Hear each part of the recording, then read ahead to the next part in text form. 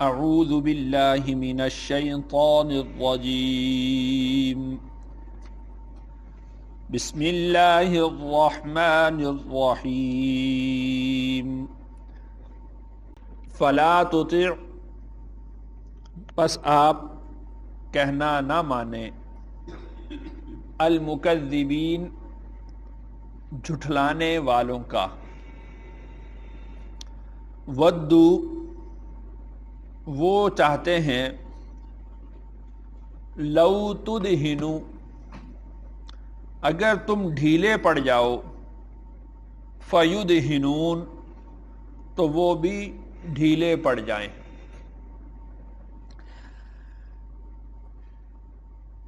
مشرکین مکہ سرداران قریش وہ رسول اللہ صلی اللہ علیہ وسلم سے یہ مطالبہ کرتے تھے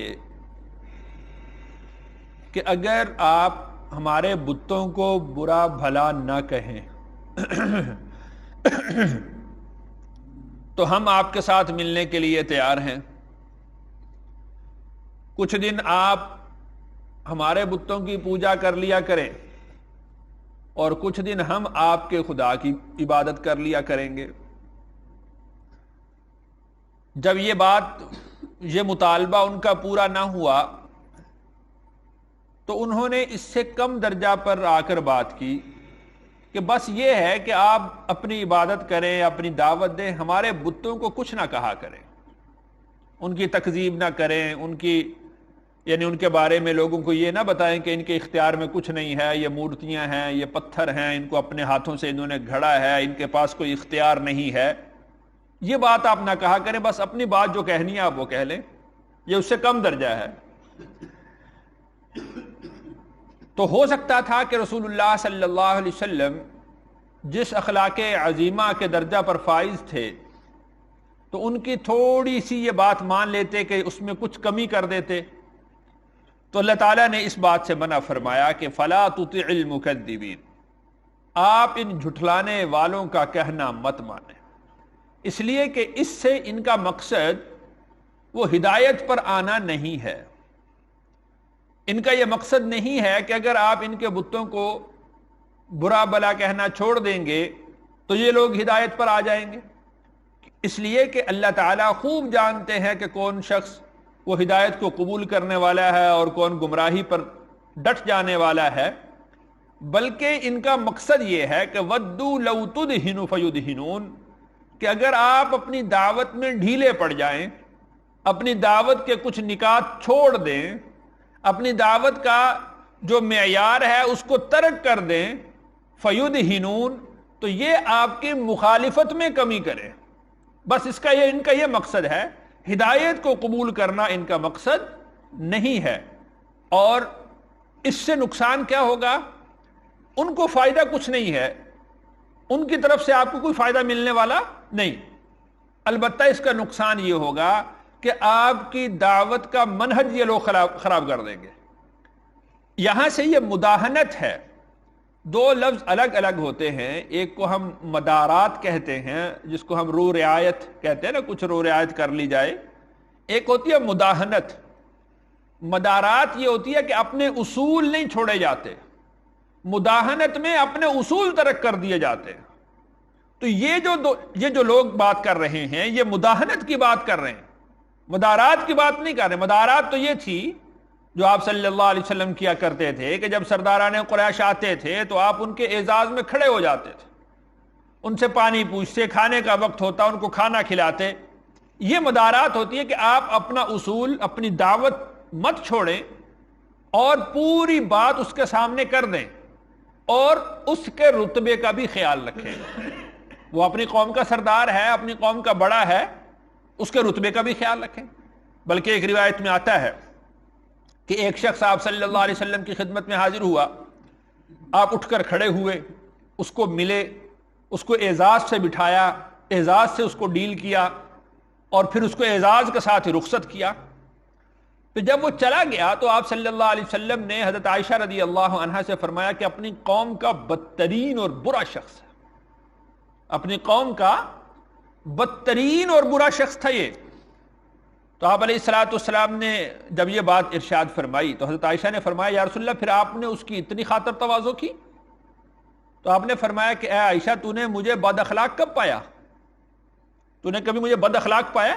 یہ مدارت ہوتی ہے، مدارات ہوتی ہے کہ آپ اس شخص کا رتبے کا خیال رکھتے ہوئے اس کو پورا پروٹوکول دیں، پورے اعزاز کے ساتھ اس کو بٹھائیں، اس سے بات کریں، اس کو رخصت کریں، یہ مدارات ہوتی ہے۔ مداہنت یہ ہوتی ہے کہ آپ اپنے اصول چھوڑ دیں، آپ اپنا منہج ترک کر دیں، تو وہ بات مدارات کی نہیں کر رہے بلکہ وہ بات کر رہے ہیں مداہنت کی۔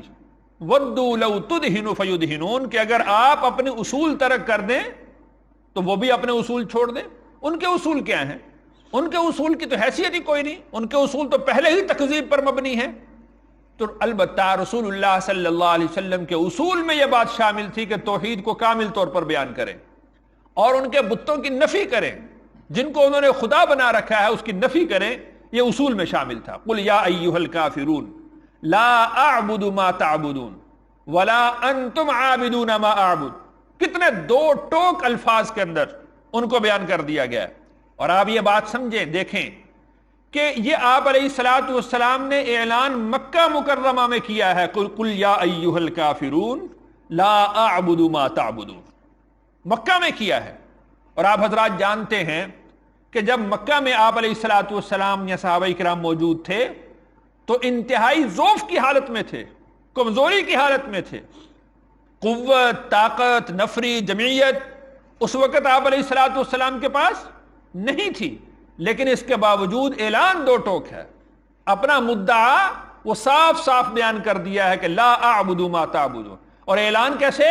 قل یا ایھا الکافرون، ان کو سرداران قریش کہہ کر نہیں پکارا گیا، کافر کہہ کر پکارا گیا۔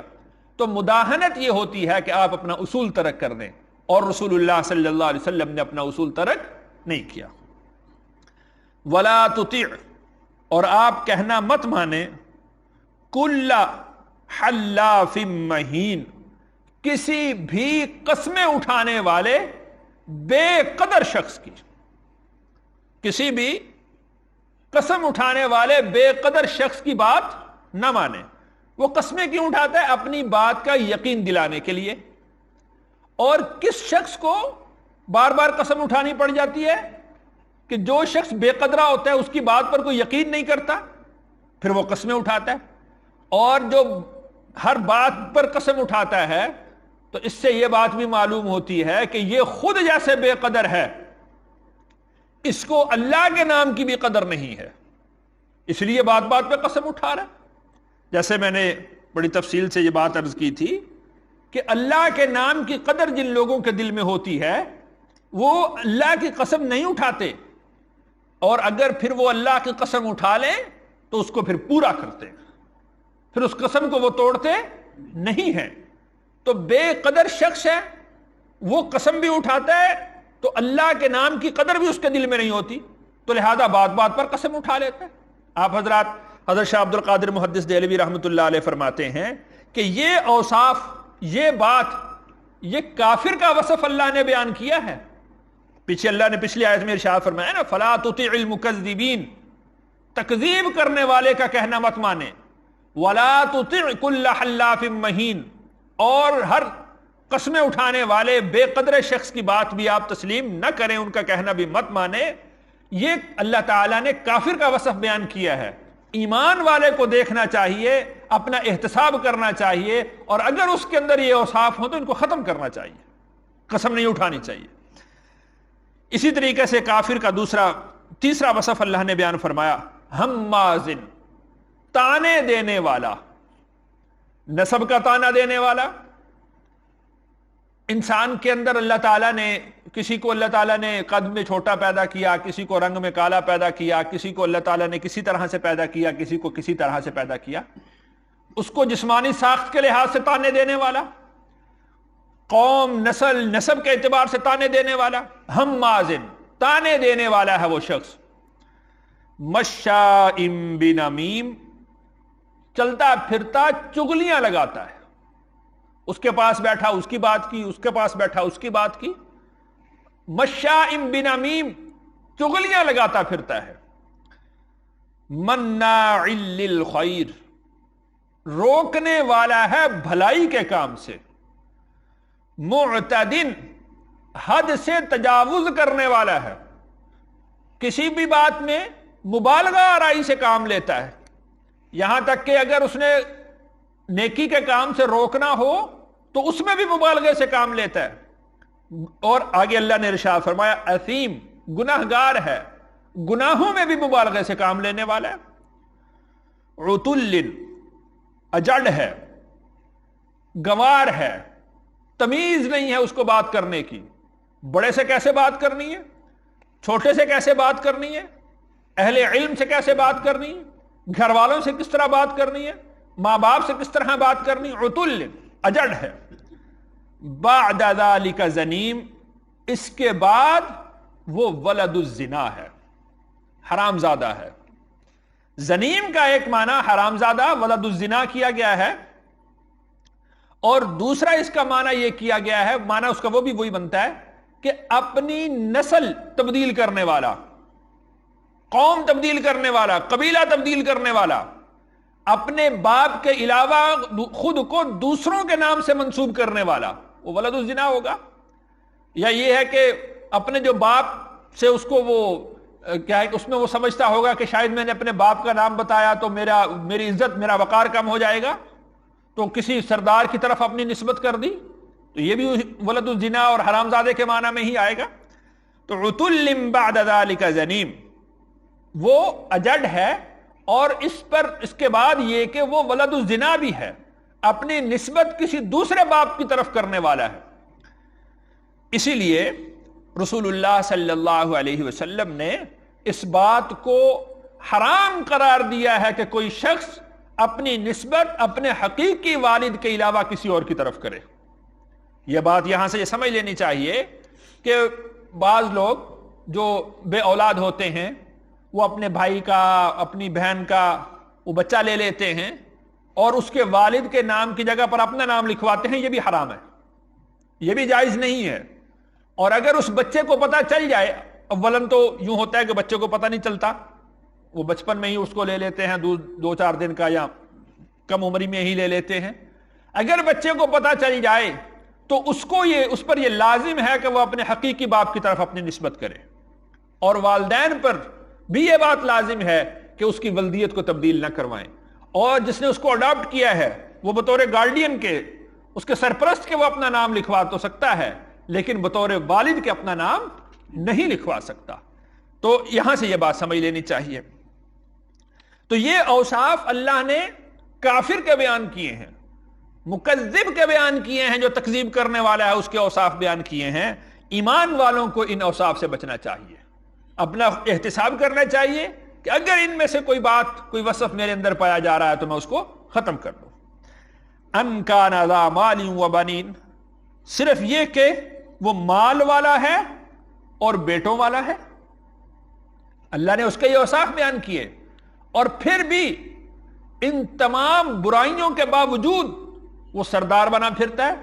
وہ سردار کیوں بنا پھرتا ہے؟ ان کان ذا مال و بنین، کہ وہ صرف اس وجہ سے سردار بنا پھرتا ہے کہ وہ مال والا ہے، وہ بیٹوں والا ہے، اس وجہ سے لوگوں نے اس کو اپنا سردار بنا لیا ہے۔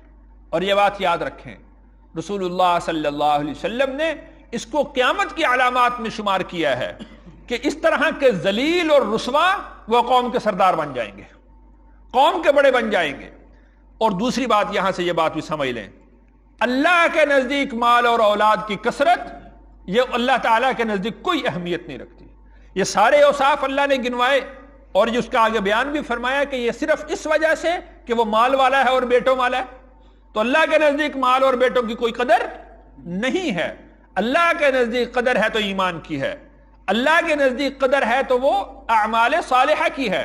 اگر ایمان اور اعمال صالحہ نہیں ہیں تو بھلے وہ کتنا ہی مالدار ہو، اس کی اولاد کتنی ہی کثیر ہو، اللہ تعالیٰ اس کے اوصاف کو اس طرح سے بیان فرما دیتے ہیں، صاف صاف بیان کر دیتے ہیں۔ یہ جو اوصاف بیان کیے گئے ہیں، اس میں سرداران قریش کے 3 نام ذکر کیے جاتے ہیں۔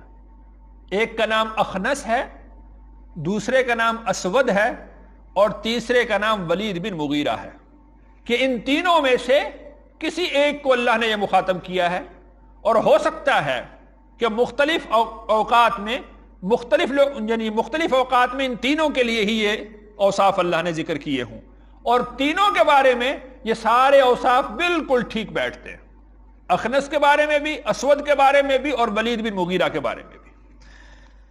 اذا تتلا علیہ آیاتنا، جب تلاوت کی جاتی ہیں اس پر ہماری آیات، قال، تو وہ کہتا ہے اساطیر الاولین، پہلوں کی کہانیاں ہیں۔ قرآن کی تکذیب کا طریقہ کیا اختیار کیا کہ یہ پہلوں کی کہانیاں ہیں۔ قرآن کو بے وقت کرنے کے لیے، قرآن کی عظمت کو ختم کرنے کے لیے تکذیب کا یہ طریقہ اختیار کیا کہ وہ یہ کہہ دیتا ہے کہ یہ تو پہلوں کی کہانیاں ہیں، اس میں کوئی حقیقی بات نہیں ہے۔ اللہ تعالیٰ ارشاد فرماتے ہیں سنسمہ علی الخرطوم، ان قریب ہم نشان زد کر دیں گے اس کی ناک کو۔ اس کے دو معنی ہیں، یا تو دنیا کے اندر یا اس آخرت کے اندر۔ اگر دنیا کے اندر اس کی ناک نشان زد ہو جائے تو اس کا مطلب یہ ہے کہ جس طرح وہ کہتے ہیں نا کہ ناک کٹوا دی، داغ پڑوا دیا، ہماری ناک باقی نہیں رہے گی، تو اللہ تعالیٰ نے اس کو بطور محاورہ کے استعمال کیا کہ ہم اس کو ذلیل اور رسوا کر دیں گے۔ یا آخرت کے اندر جس طرح لوہے کے گرز داغ اس کو گرم کر کے ان سے یعنی داغدار کیا جائے گا، داغ لگائے جائیں گے، اور سب کو یہ بات پتا ہوگی کہ جو ناک بچاتا پھرتا تھا آج اس کی ناک کا یہ حال ہے، ہم نے اس کی ناک کو داغدار کر دیا ہے۔ تو سنسمہ علی الخرطوم، ہم ان قریب داغدار کر دیں گے اس کی ناک کو۔ اللہ تعالیٰ سے دعا ہے اللہ تعالیٰ مجھے اور آپ کو ایمان کامل نصیب فرمائے، اعمال صالحہ کی توفیق عطا فرمائے، اور اخلاق عظیمہ پر عمل کرنے کی توفیق عطا فرمائے، اخلاق رذیلہ سے ہماری حفاظت فرمائے۔